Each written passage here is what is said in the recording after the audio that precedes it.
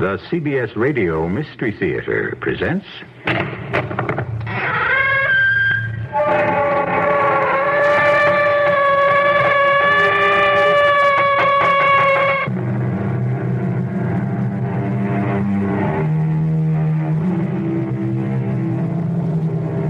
Come in.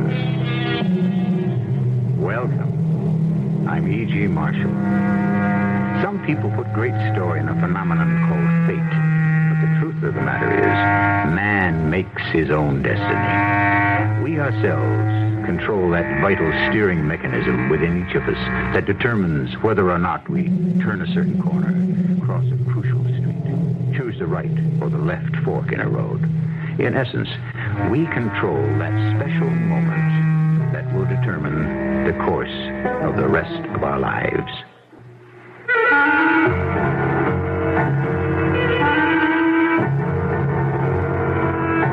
Our mystery drama, A Point of Time, was written especially for the Mystery Theater by Victoria Dan and stars Norman Rose and Jackson Beck. I'll be back shortly with Act One.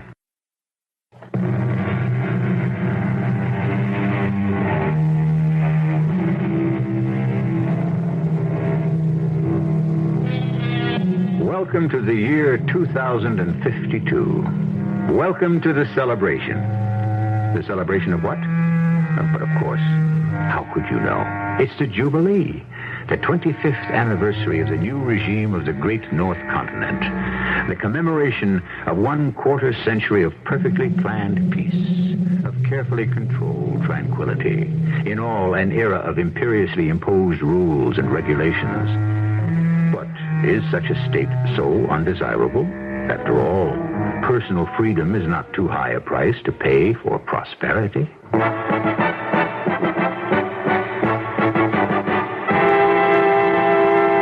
His Excellency, the Supreme High Commander of the Great North Continent, spirit and guiding hand of the new regime, General Franklin Ulysses Morgan.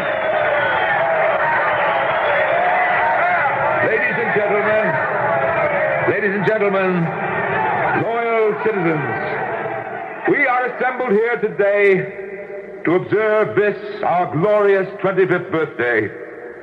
A 1/4 century ago today, the great revolution laid to rest forever the cruel inefficiency and waste of the old regime. But all the old ways have not completely disappeared. We must remain eternally vigilant, ever watchful of the malignant seed of dissent that lies hidden, still capable of destroying the cohesiveness of our society. Still, this is a day of celebration, not of fear. Today we are filled with joy. And so, in the name of the new regime of our great North Continent, I officially open this Jubilee. Let the festivities begin!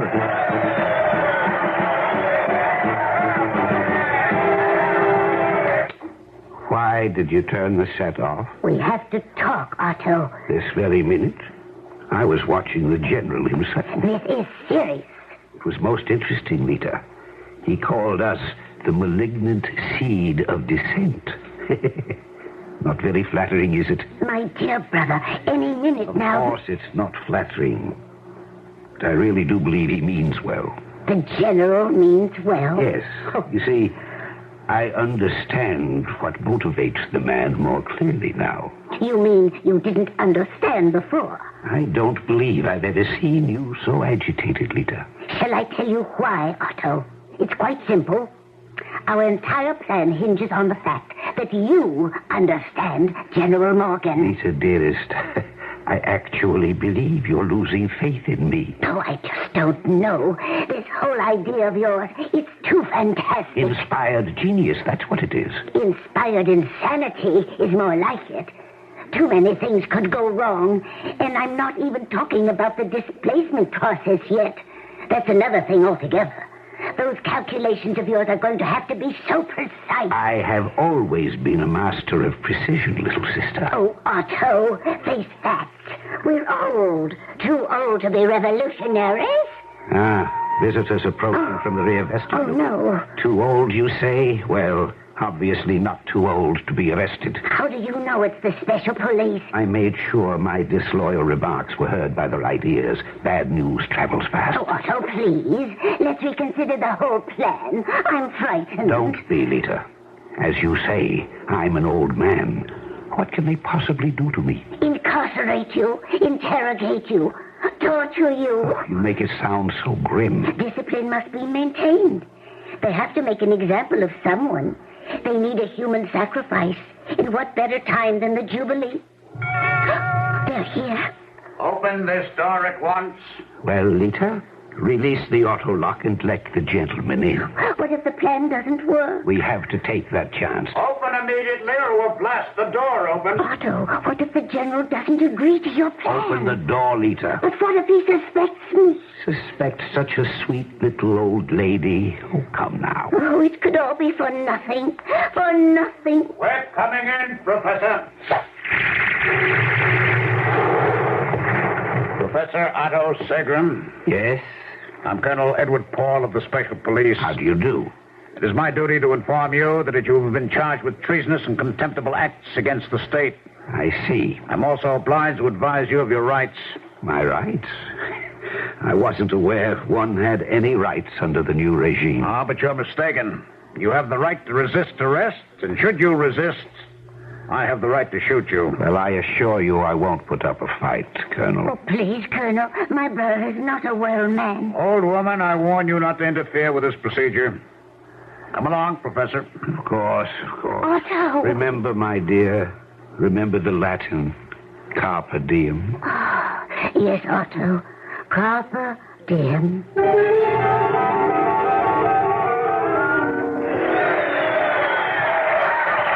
Benson, Yes, Your Excellency. close that window. But, sir. That infernal racket is making my head explode. But it's the people, sir. I don't care. But it's you they're cheering. It is giving me a headache. Just close it.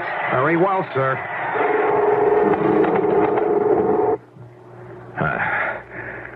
Now, what is it? I pressed your other uniform, sir. My uniform? What on earth for, Benson? The interrogation, sir. What interrogation? Well, sure, you haven't forgotten. I assumed you'd been informed. Informed of what? Believe me, General, the last thing I'd want to do is provoke another incident between you and Colonel Paul. Colonel Paul? What does he have to do with this? Sir, an hour ago, Colonel Paul, accompanied by 2 officers of the elite guard, took into custody Professor Otto Segram. Who? Otto Segram, the physicist. But he's 90 years old. But they say he's the acknowledged unofficial leader of the underground. Oh, what is Colonel Paul up to? I'm telling you what I heard. Heard from where? I'd rather not. Where, Benson? I have a cousin in the motor pool. So, Colonel Edward Paul thinks he can go around arresting fruitcake scientists and not tell me. Fruitcake? An old expression, Benson. It means having a brain baked with crazy notions. As I think I know what Colonel Paul's game is. You do? Otto Segram is a harmless old eccentric, and everybody knows it. But Paul wants to score points with the High Council on this one. He'll goad and deride that old professor into making some sort of confession. A malignant seed of dissent, snuffed out by the illustrious colonel. And where will I, General Morgan, be when this triumph is occurring? In bed asleep? Well, just don't stand there, Benson. Bring me my uniform. Yes, sir. Oh, who would have the gall at this hour? His most exalted residence. Johnson, main gate. After security cleared the general's visitor. What visitor? Lieutenant Johnson, the general is not expecting any visitors. Sir, the appointment roster confirms an audience with Citizen Smith at this hour. Citizen Smith? Oh, yes. Citizen Smith. I'd forgotten. Very well. Disengage inner security screens. Yes, sir. Out. General, forgive me, but I had forgotten all about it. Mm-hmm. Now, why wasn't I told of an audience? Sorry, sir. It slipped my mind until this moment. I refuse to see anyone at this hour. But you have to see Citizen Smith. Who the devil is Citizen Smith? Phoenicia Smith, sir. Grandmother of the Year. Who? Grandmother of the Year, General. The embodiment of gentleness and virtue. The matron saint of the state. traditional. Even the hour of reception is traditional. I cannot be bothered. I would caution you, sir, not to flaunt tradition in a Jubilee year. There are many opponents of yours who would happily misconstrue such an action. That's her now. Shall I release the auto lock? Oh, Benson, is this going to take long? Well, if I may suggest, sir, do what you do every year. Shake her hand, offer her a toast, and send her away with a personally monogrammed souvenir New Regime pen. All right, let's get it over with. You may enter his presence. Your Excellency, may I present Citizen Phoenicia Smith. Charmed. This is an honor. Oh, yes, Citizen Smith, I would like to shake your hand. Oh, thank you, Your Excellency. Sir, if you will excuse me for a moment, I will attend to your uniform. Now, may I offer you a drink, citizen? Oh, no. No, thank you, sir. Yes. Well, before you go, I would like to present you with a small token of our esteem. Oh, an old-fashioned ballpoint pen. How lovely. I'll treasure it always. Now, I would love to chat with you longer, Citizen Smith, but you see, there are some pressing matters of state to attend to. I have a confession to make, sir. I am not Citizen Smith. What? I am not Grandmother of the Year, although I have her identification ring. I'm Lita Segram. Segram? My brother Otto uses a little phrase, Latin, I believe. Carpe diem. Seize the opportunity, grab the chance. Now, wait, just one moment, please. What is this all So about? that's what I did. I grabbed the chance. Phoenicia Smith is rather comfortably locked away. I took her place. So you see, sir, I shook hands with you instead. Oh, yes. You mean to tell me that you took all that trouble just to shake my hand? But of course, Your Excellency, this sweet old lady's little gloved hand shook your uncovered one. Carpe diem. Your skin has already absorbed the chemical film coating from the outside of my glove. Yes.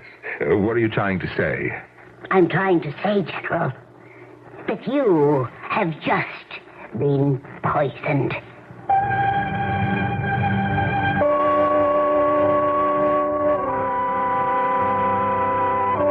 History and legend are filled with examples of lethal brews administered to unknowing victims in the spirit of goodwill.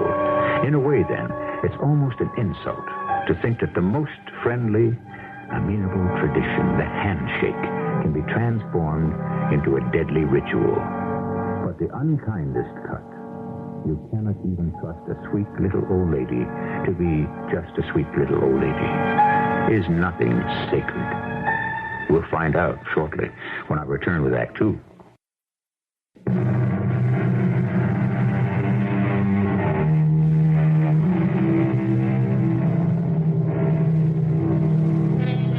The author is Horace, a wise and noble sage who walked the earth 2,000 years ago. What he actually wrote was, Carpe diem quam minimum credula postero. Translation, seize the day. Put no trust in tomorrow. Indeed, the only thing one can trust is the moment. Tomorrow may never come. On the other hand, tomorrow may come, surely enough, but what good is it if we are not there to see it arrive? 100 years or so in the future, the most powerful man in our tactfully unnamed country is faced with an interesting dilemma. What did you say? You have been poisoned, Your Excellency. Poisoned? By you? Oh, it's just like Otto told me it would be, that you wouldn't believe me. Now, listen, I do not have time for crude assassination attempts, Miss Segram. In fact, my patience with you is at an end. Well, then it is true what they say. You really do believe that you're indestructible. Now, I will be willing to forget the entire incident if you would kindly leave, Miss Segram. I've heard rumors, but naturally I didn't believe them. It cost millions, but But you do have something that protects your stomach lining. Please, Miss Segram, you're a nice old lady. I don't want to put you under arrest. But nothing will protect you against the chemical you have just absorbed through the skin. It's a different matter entirely. Oh, wait a minute. Old lady? You called me an old lady. Miss Segram, I am being much more tolerant than I ought to be. Old lady? Why, I'm the same age as you. Maybe even younger. I admit, with modern science, you look, 50, 55. But you're about 78, 79 now. Miss Segram, if you do not get... 79? That's ridiculous. Is it? I don't know where you get your figures. You really don't know, do you? You really don't understand yet. What are you talking about? Time, General. Time. Sooner or later, we all run out of it. But you think you can go on forever. I want you out of this building immediately. It's merely due to my good nature that you don't suffer anything worse. It's you who will suffer, General. In an hour or so, you will feel a slight tingling sensation in your fingers, followed by tremors in the arms and legs, and then a sudden dizziness, all of which will disappear shortly. But they are all indications that the poisonous chemical has entered its final phase. Are you telling me that you would prefer to be arrested? Listen to me for just 1 minute. Very well. You have 1 minute, Miss Segram. What has my brother done that is wrong? I'll tell you, General, though I suspect you won't believe me. Well, I'm waiting. He found a way to be young again. What? It's very complex. It's chemistry, physics. Oh, I don't know exactly what it is, but it has to do with space. He can take a person, any person, and place them right where they were any time in the past, right into the space they were in a year ago, 10 years ago, 50 years ago. You have half a minute left. Oh, how can I explain it? It's like moving figures on a chessboard, except the squares represent spaces in time. And whatever point you move into, you become exactly where you were at that moment. Exactly the same, physically, mentally. A person could even live their life over again. Well, do you understand me? Of course, they would live it over exactly the same, because nothing else in the past had changed. Miss Segram, your time is up. You still don't understand? My brother has created a time machine. Miss Segram, I could not care less. But you will, General. In a very short time, you will. Because, you see, time is something of which you have precious little.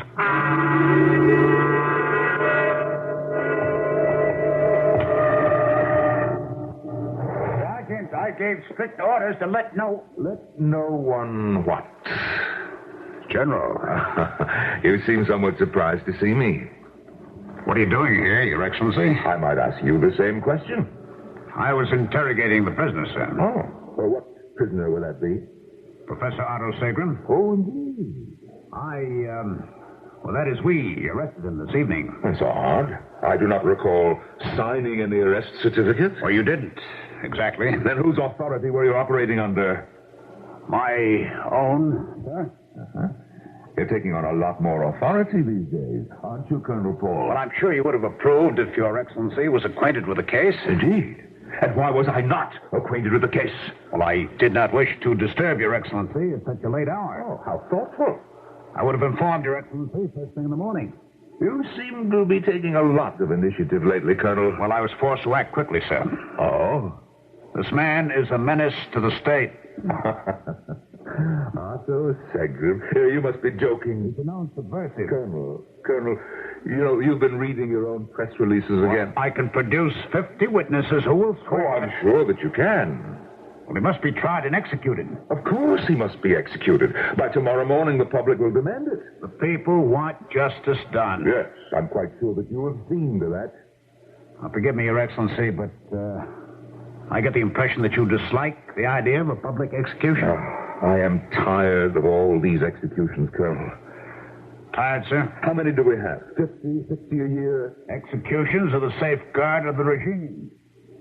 Am I to understand that you no longer... Don't put words in my mouth, Colonel. Well, I wasn't... All right. I'm obliged to execute Segram. But between us, Colonel, how is a 93-year-old man a threat to the regime? There's been talk, General. Oh, enlighten me.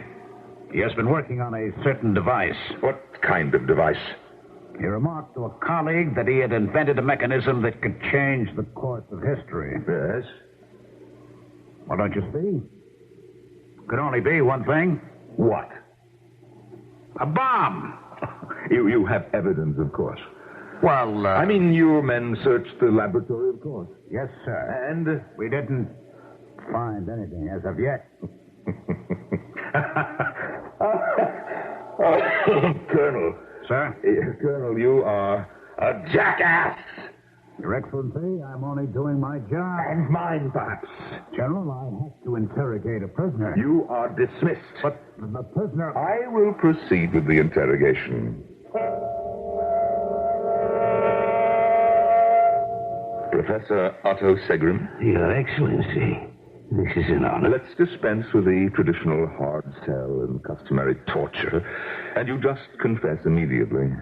Confess to what? Criminal and traitorous acts against the regime. I have nothing to confess. Well, confess anyway. It looks better. What do you mean it looks better? Well, you know, on the execution decree. You'd actually execute an old man. Professor, you are old. I am old. Who isn't old? What does chronological age mean nowadays? Look at me. Just look at me. How old would you say I am? 50? 55? Yes. I am 78. That's the miracle of modern science. You don't feel at all strange? What do you mean, strange? A tingling in your fingers? No. A little dizziness, perhaps? I am the one who was doing the interrogating. Didn't my sister pay you a visit this evening? Yes. A very attractive woman for her age. Deliberately tried to provoke me. She told you. We spoke briefly. But let us get down to business now, shall we, Professor? There is no antidote, you know. You know, I regret having to execute you in the morning, but it's one of those irreversible situations. So is salicylic dimeth compound C42, the poison that is slowly penetrating your blood. So hold on, Professor. Your sister tried to convince me that I had been poisoned, but neither of you understands that... You seem remarkably unperturbed for a poisoned general. Let me enlighten you. I am unperturbed because I cannot be poisoned. I am immune. That a fact? You think others haven't tried to assassinate me before? General. I haven't held on to this job for 25 years because I'm lucky. Well, I can tell you, I never get into my car until after it has been checked. I always wear a blast shield. And my stomach lining and skin cells have been permanently treated with a special, unique chemical that immediately neutralizes any corrosive or poison. I know. I created it some 20 years ago. No, it was formulated by my scientist general-in-chief. I know him very well. Old pupil of mine. Bit of a scoundrel, though. Well, since I created the protective chemical, I also created the destructive answer to it. Huh? I don't believe you. I think you should start feeling the discomfort by now. Professor, I have been more than patient with you, and... But why am I discussing chemistry? Physics? Now, there's an adventure. Distance, space, time. An infinity of wonder in a single point. Oh!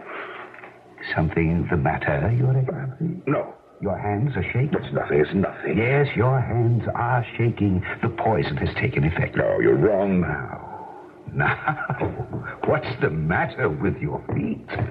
Can't you keep your balance? No, I have to sit down for a moment. It's these new boots. I've told Benson 100 times to break them in for me. The dizziness? No, it's impossible. I would give you, on the outside, another 6 or 7 hours.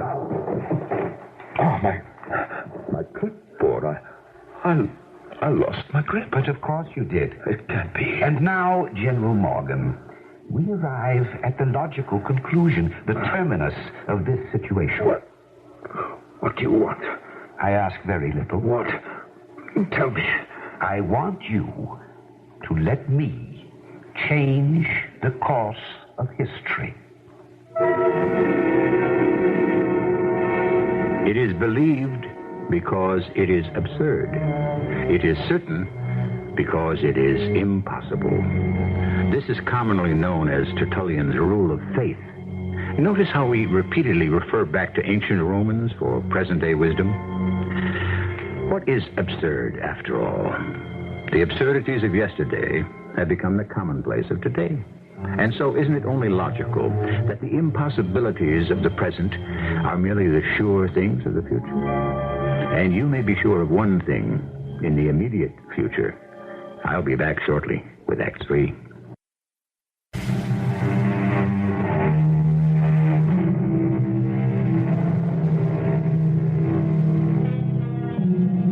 Else whence this pleasing hope, this fond desire, this longing after immortality? So spoke the poet. He knew, as well as we all know, each of us longs to live forever. The bravest among us can become the most shriveled coward in the face of death. Reduced to our most primitive fear, man strikes out and fights, but more often begs, pleads for an extension of this heavenly loan. The general is dying. There is no antidote, unless it lies in the bizarre request that has just been made. You want me to allow you, Professor Segram, to change the course of history? Correct, General. Well, how can I allow you to do anything? I'm dying, don't you remember? You're dying now, but not if you let me send you back in time. Send me back in time. That's right. Back to a time, a space in which you are unaffected by this poison any moment in your past life. Time is my chess game, General. I can move you around like a grand master. Yes, your sister tried to explain this gibberish to me. Gibberish? Time travel is impossible. What if I told you it was possible, very possible? But what if I believed you? What would be the point? The point? How appropriate. The entire universe is a point, General, multiplying itself into an infinite line, becoming upon itself a square, squaring itself into a cube, cubing itself into other dimensions. Space becomes more and more cluttered. Time exists side by side. The past, the present, the future, all from a single point. Oh, you're crazy. No, General. The world is crazy, but I remain a fixed point in the maelstrom. Oh, why have you done this to me? What do you hope to gain? A new life. But why do you need me? If you think you can go back in time, why don't you just go? Because my going back would change little. I would do the same things all over again. But you... Me? But that's where your reasoning falls apart, Professor Segram. You cannot change history. You send me back, I would do the same things over again, too. Of course. That is, if all other things remained unchanged, if every incident repeated itself, if you met all the people in your life again. However what? Suppose that events were to be changed just slightly. What if you met a person you didn't meet the first time around? A person who would change your entire destiny. I do not believe a word of this. You said that I'm dying. There's nothing I can do to change that. But you, Professor, you still will be executed. God! What will you tell the guard that you have been poisoned? They are all faithful retainers of Colonel Edward Paul. The news will be a source of great rejoicing. How can I just be standing here calmly talking to you? Why aren't you torturing me for an antidote? I don't know. It's because you know it's useless to fight. What's the matter with me?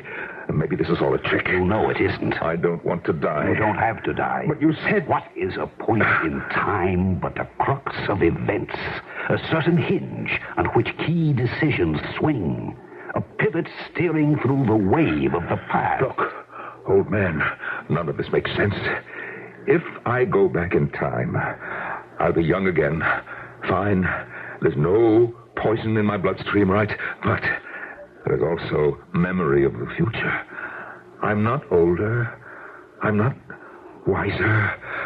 I'm the same. Exactly the same person I was before at that moment in time. So, it's useless. No one can change the past. I need you, Morgan. You are the hub. Without you, there would have been no uprising in 21, no great revolution. The country would have had a different destiny, a more gentle, a happier destiny. Oh, it would have been inefficient, unplanned, lawless. But would it have been so evil? Evil? If you could only see the evil, then you would understand.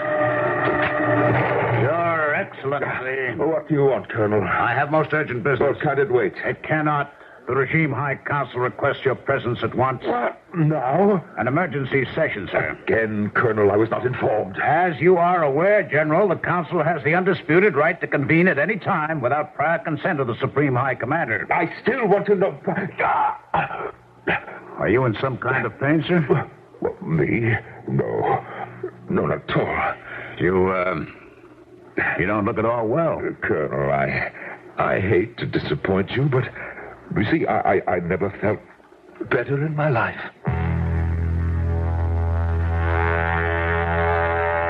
And so, Your Excellency, and fellow members of the Council, because we are all agreed that a state of emergency exists, we urge that this plan be adopted. Now, let me get this straight. You actually propose to place this drug in the public water system? Correct, Your Excellency. But as I understand it, this drug renders the individual docile to the point of near idiocy. That is not quite so, Excellency. Then what is so? Excellency, another outstanding point of this plan is that it avoids the necessity of bloodshed. You are out of order, Colonel Paul.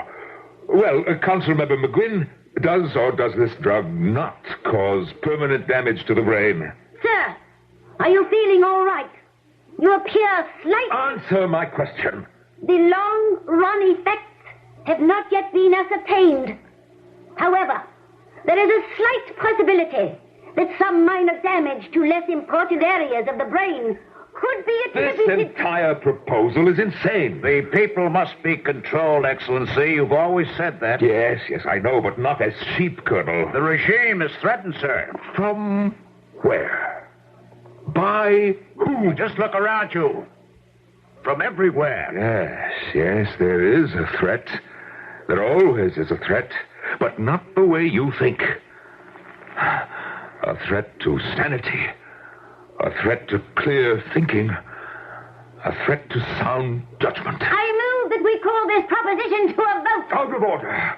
Yes, let's call it to a vote. I second the motion. Yes, you all of you wish to vote on such a depraved idea. General, we demand a vote. Very well. Very well. Proposed that all public reservoirs in District 8 be treated with large quantities of the nerve drug Boromil.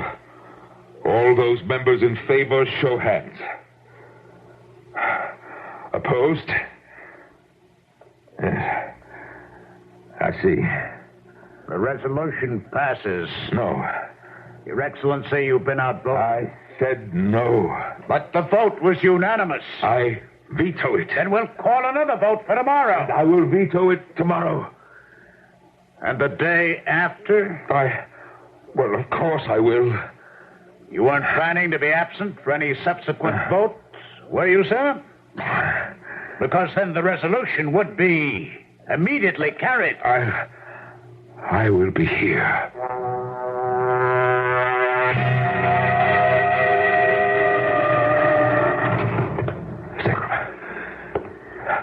Segram, you said that there is some kind of solution, something crazy, impossible but a solution. Yes, General. Well, I put my faith in anything now. What is this deal that you want to make? You let me go. That's it. All I need is an hour. Oh, what can you do in an hour? Change the course of history. Keep saying that. I still don't believe that you can. A point in time a terminus from which all events radiate. You really believe that you can take me back in time? Precisely. Back to before I was poisoned? Yes. You can change events? That part is theory. I can move you in a space of time like a bubble. Pluck you from one moment, place you into another. I almost believe that you're crazy enough to be able to do it. I can place you back as you were years ago. How many years? Back to a terrace 50 years ago. Music playing in the room inside. Old-fashioned kind of dance music. You know the kind, don't you? Oh, yes, I know the kind. The band was playing inside, but you, alone, unmoved, stood outside, deciding at that instant the course the rest of your life would take. Do you remember that night? Yes, I remember. I was 28 years old. Going on 29, and I wasn't dancing. How could I? It was her engagement party. I hated her for hurting me that way, but I had to come and see what he looked like for myself. That's when you decided, wasn't it? Yes. Yes, that's when I decided. It was a turning point in your life, wasn't it? Yes. You were embittered, and you decided to enter the military and make a career for yourself. Yes. You became cold and calculating. But what if you had met someone else that night? Would things have been different? Who's to say? I didn't meet anyone else, though. But if you had? Well, I don't know. A nice, gentle girl who would have brought out the gentleness in you. No, it's too late to wallow in conjecture. What is past is past. Perhaps not. If you hadn't been a general, you might have been a doctor, a writer, who knows, even a president. There is no presidency. There hasn't been for 25 years. But there might still be a presidency. The government might still be a democracy if there hadn't been a revolution led by you. Segram, what's happening to me? Are the images clearer? What am I feeling? What am I seeing? You passed, General, like any dying man. Your life is flashing before you. Don't understand.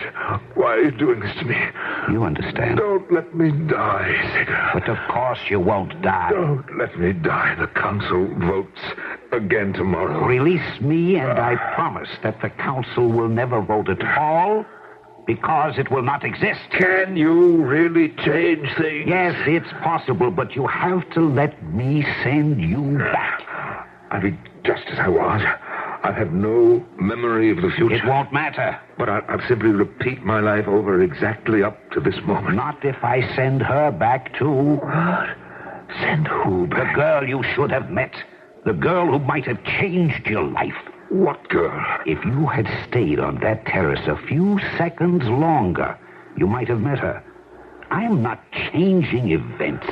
I'm altering individual bubbles of space, moving yours slightly ahead so that you remain on that terrace just a few moments longer than you did so long ago. But who would I have met? Who, Segram? My sister Lita. Lita? You remarked before that she was attractive. Lita, but she's old. She's old now. But she wouldn't be if I sent her back 50 years ago. She'd be 25. This whole thing is crazy. You're a dying man. Like the old adage, you're drowning, and I'm throwing you a life preserver. You might not believe in the life preserver, but it's the only one in the water. I want to believe that you can change things. Get me out of here so I can send you both back. I wish I could believe. Then in the name of heaven, let me try.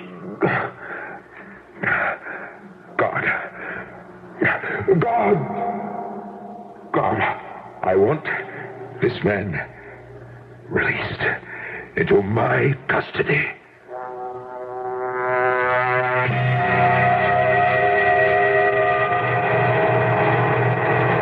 Are you both ready, Lita? Yes, Otto. Miss Segram, if this machine of your brother's actually works, we will be meeting again. Yes, we'll be meeting again, General. But neither of us will remember any of this. I know. That's why it's Chad. You see, I like you now. I like you now. But will you like me then? Will you? Power engaged now. Remember, not everyone can get a chance to change the course of history.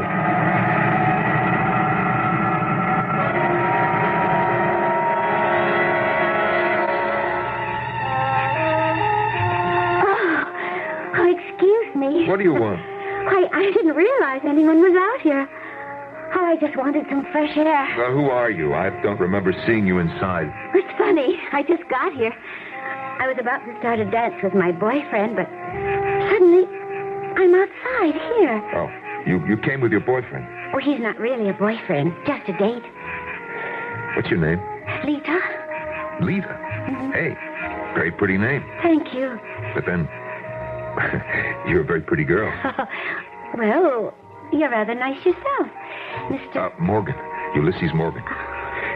You know, a minute ago, I was depressed and bitter, unhappy. But now... Yes? I have a question to ask you. Well, ask me. Lita, where have you been all my life?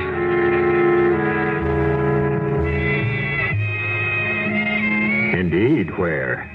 A very innocent question, but this time the answer might be a little out of the ordinary. Another question we might ask is, have we changed the course of history? All we've really done is put a little romance into young Mr. Morgan's life. But do we have any guarantee that he won't turn out exactly the way he did before? Or is love such a magic ingredient after all? I'll be back shortly.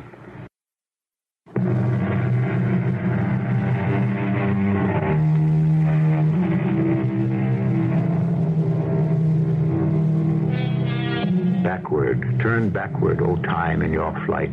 Make me a child again, just for tonight. So goes the verse of Miss Allen. Is there really only one moment, one crucial moment, that if lived over differently, could change the course of our lives, and perhaps even the lives around us? We are, after all, part of one great tapestry, and the threads of each individual life weave together to form the whole. Our cast included Norman Rose, Jackson Beck, Ralph Bell, and Evie Juster. The entire production was under the direction of Hyman Brown. This is E.G. Marshall inviting you to return to our Mystery Theater for another adventure in the macabre. Until next time, pleasant dreams.